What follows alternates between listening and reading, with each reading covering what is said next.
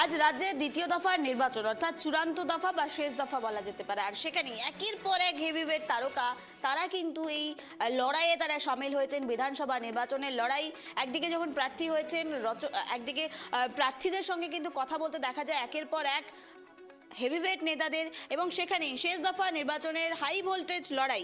আজ রাজ্যে শেষ দফা নির্বাচন মেগা ফাইট বলা যেতে পারে। সেখানে 142টি কেন্দ্রে ভাগ্য নির্ধারণ হচ্ছে প্রার্থীদের।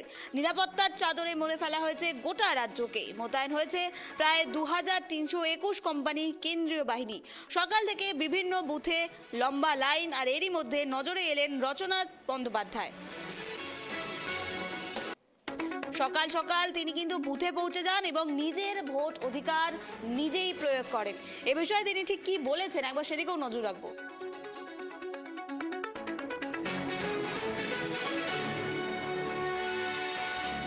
রাজনীতির মানুষ তো মনে হলো যে আমি যেহেতু সাংসদ এবং রাজনীতির মানুষ, সবার আগে আমাদেরই আসা উচিত ভোট দেওয়ার জন্য এবং শুরুটা করা উচিত। I was the first person, I am very proud of it.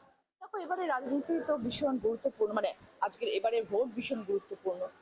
আর যেহেতু আমি রাজনীতির মানুষ এবং আমি তৃণমূল কংগ্রেসের সদস্য, তো ন্যাচুরালি আমি সবসময় মনে করি যে তৃণমূল কংগ্রেসেরই জয় জয়কার চারিদিকে হবে এবং সেটাই হওয়া উচিত। কারণ যতদিন আমি মনে করি দিদি আছেন পশ্চিমবাংলায়, ততদিন আমাদের পশ্চিমবাংলার মানুষ সুরক্ষিত আছেন, ভালো আছেন এবং দিদিই জয়ী হয়ে আসবেন, এটাও আমাদের আশা এবং আমরা বিশ্বাস। আর শুধু এখন সময়ের অপেক্ষা, ঘন্টা গোনার অপেক্ষা। দিদির উন্নয়ন, দিদি মানুষের জন্য যা যা কাজ করেছেন, দিদি মানুষের জন্য চিন্তা ভাবনা করে যেসব প্রকল্প নিয়ে এসেছেন, আগামী দিনেও দিদি আসলে যেসব প্রকল্প নিয়ে আসবে সেটার ওপরে চিন্তা করেই করা উচিত অ্যাকচুয়ালি। মানে এরকম নয় যিনি কথা দিয়ে, প্রতিশ্রুতি দিয়ে কথা রাখেন না। মমতা বন্দ্যোপাধ্যায় এমন একজন মানুষ, যদি ওনার মুখ দিয়ে কিছু বেরিয়ে যায় বা উনি যদি বলে দেন যে আমি এটা করছি বা করবো মানুষের জন্য, সেটা সর্বক্ষণ এটা প্রমাণিত। বিগত 15 বছর ধরে দিদি সেটা করেছেন, সেটা অস্বীকার করার কোনো জায়গায় নেই। পশ্চিমবাংলার মানুষ কোনো দিনও বুকের ওপর হাত থেকে অস্বীকার করতে পারবেন না যে মমতা বন্দ্যোপাধ্যায় যে কথা বলেন সেটা